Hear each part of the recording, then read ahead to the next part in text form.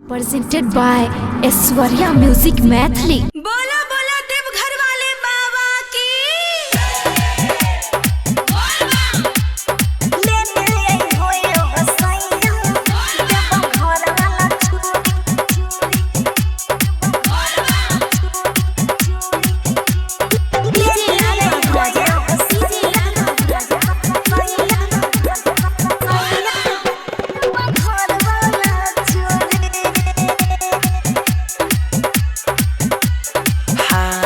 जाई छिया देवघर तो ठीके से रही हो। अच्छा सुने चला।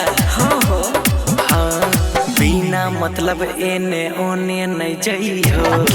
बात बुझे छ ना। हाँ हो हाँ जाई छिया देवघर हम ठीके से रही हो। अच्छा। बिना मतलब एने ओने नहीं जाई हो। अच्छा। बाबा नगरिया बहुत छै दूरी, बाबा नगरिया बहुत छै दूरी। अच्छा। बाबा नगरिया बहुत छै दूरी। लेने आई हो ये हसैया। अच्छा। देवा घर वाला चूड़ी। लेने आई हो ये हसैया। देवा घर वाला चूड़ी। लेने आई हो ये हसैया। देवा घर वाला चूड़ी। तब भूली हो नहीं भूली हो। लेने आई हो ये हसैया। देवा डीजे लाला राजा, डीजे लाला राजा, डीजे लाला बोला बोला डमरू वाले बाबा की। घर वाला हाँ हाँ बाबा नगरिया में रहै छै भीड़ हे। अभी से इतना तू करा नहीं जिद हे। बात बुझे छ ना। हाँ हाँ बाबा नगरिया में रहै छै भीड़ हे। अभी से इतना तू करा नहीं जिद हे।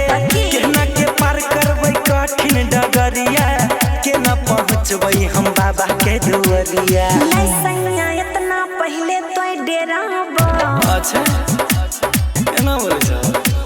सब कुछ होतै तू नहीं घबराबा। अरे बाबा कहिया हेतै। हाँ नहीं सैया इतना पहले तो डेराबा। सब कुछ होतै तू नहीं घबराबा। बुझाए धानी हमर मजबूरी। बुझाए धानी हमर मजबूरी।